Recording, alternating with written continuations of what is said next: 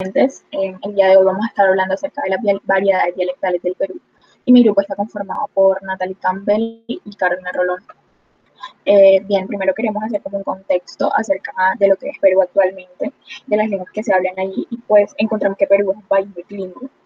Y bueno, la lengua que más se habla allí es el español, con un 84% de hablantes.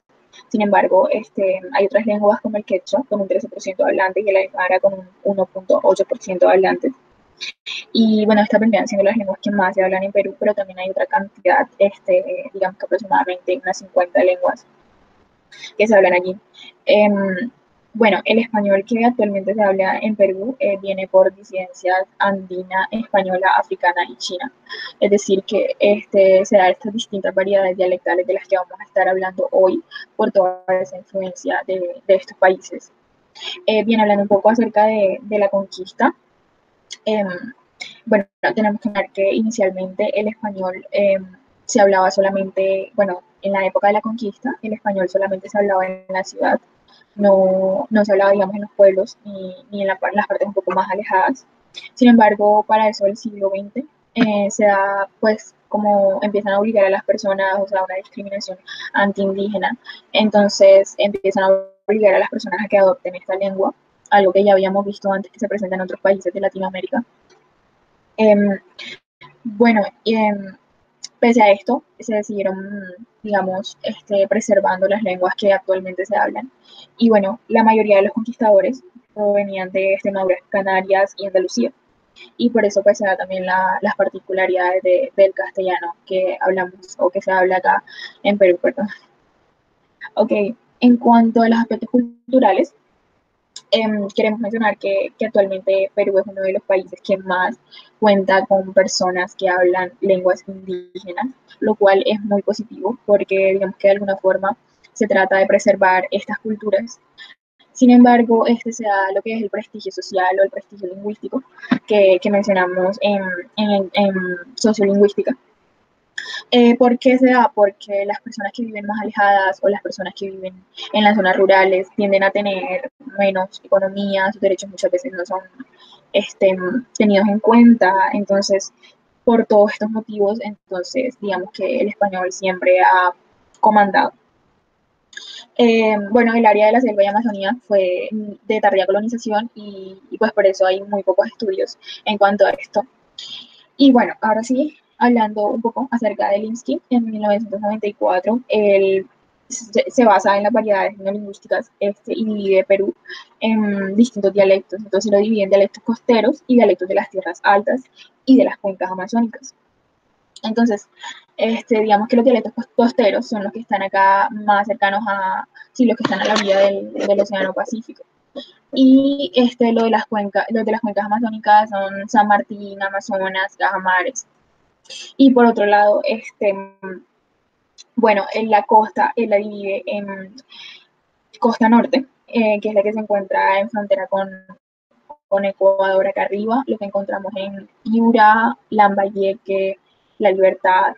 Bueno, luego encontramos central, que sería la zona de Lima, Ica, Ancash. Y por último, pues el extremo sur, que ya es más cerca a Chile. Entonces encontramos lo que es Ica, perdón, Arequipa, Sanquegua, Tacna.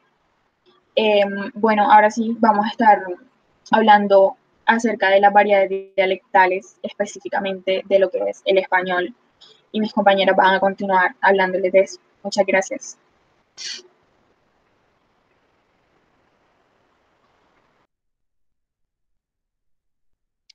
Listo. Encontramos que en el Perú existen variedades dialectales. El español llegó a Perú en 1538, pues con su conquista. Cuando el español llega a Perú, este se divide en 5 dialectos. En primer lugar encontramos el español ribereño peruano, el español ecuatorial, el español andino y el español amazónico. Y por último están las lenguas que existen en el Perú, pues son muchas, ya que Perú es un país multilingüe, como se explicó anteriormente. En primer lugar encontramos el español ribereño y es con el que me gustaría mostrarles porque una peculiaridad que es el español hablado principalmente en la capital de Perú, o sea, Lima, y está centralizado en toda esta capital. Pero a pesar de ser el español base considerado estándar en este país, solamente el 15% de la población lo habla, ya que como Perú es un país multilingüe, muchas personas tienden a hablar otros idiomas o otras lenguas en el Perú.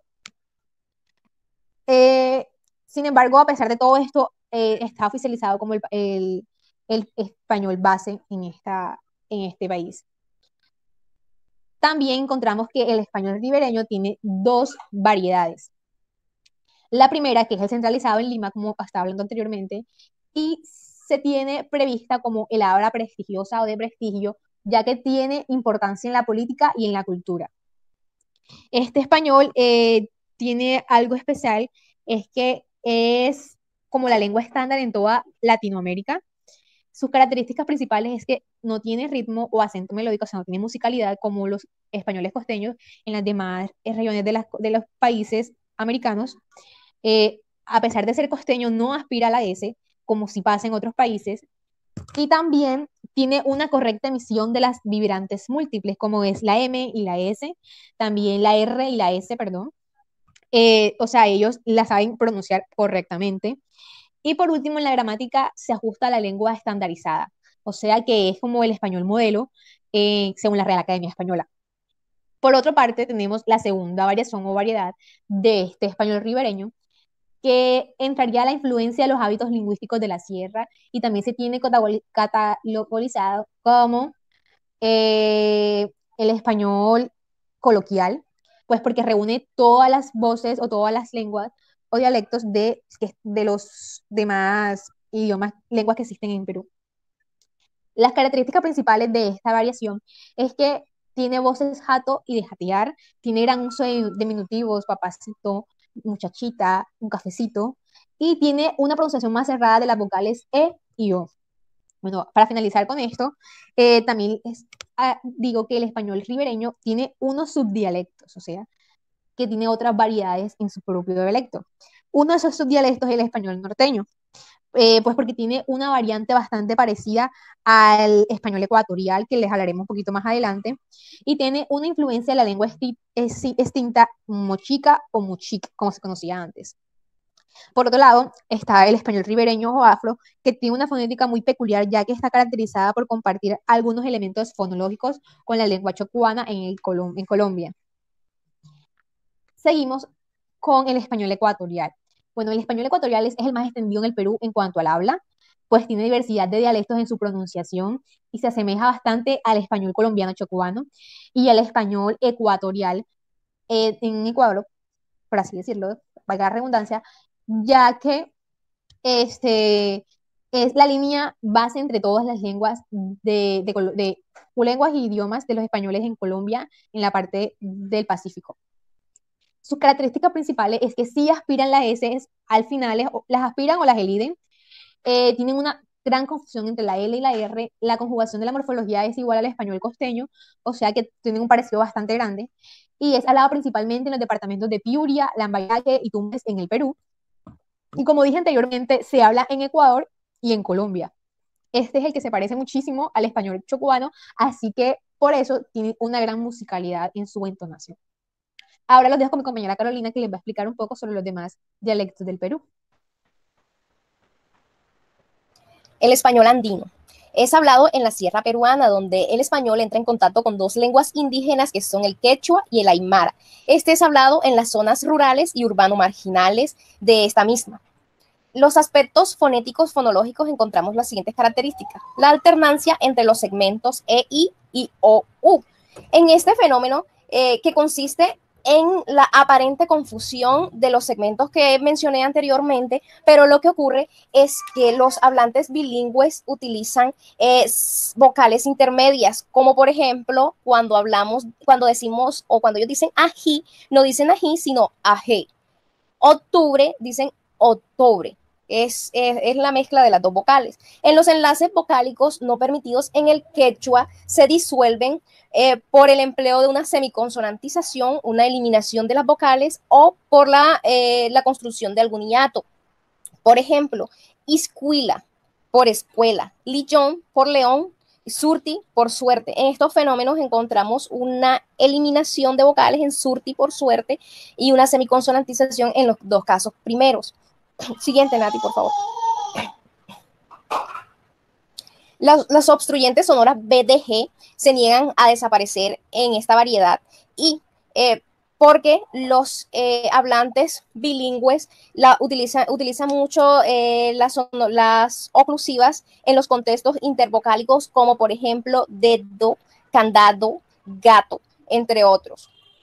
La fricativa posterior J en las tierras altas andinas recibe una fricación audible y se palataliza entre los contextos, entre las vocales anteriores e I. Por ejemplo, ají, jefe, jirafa, entre otros. Siguiente, por favor.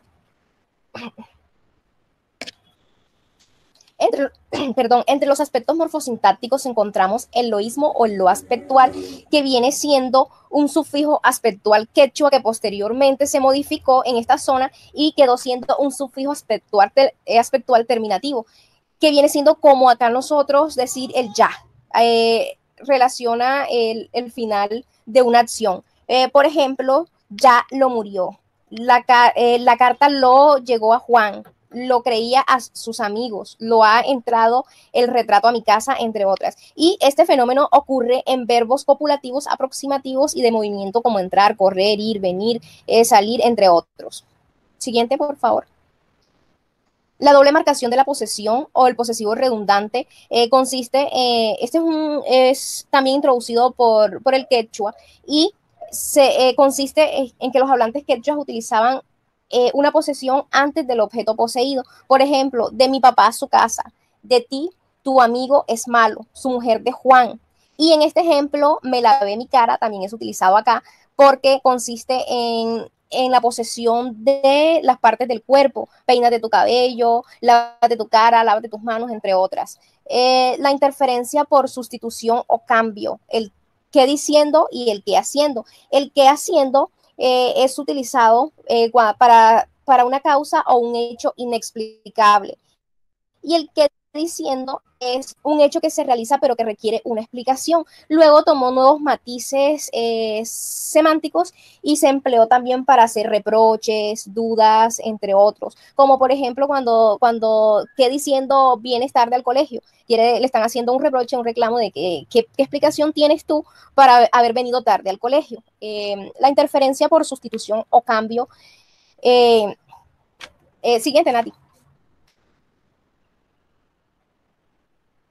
Los aspectos morfosintácticos que siguen son la interferencia por reestructuración. En este utilizan el en, esto también es un calco del quechua, el en más el locativo, en aquí, en acá, en afuera, en debajo, y por ejemplo, lo tengo guardado en adentro.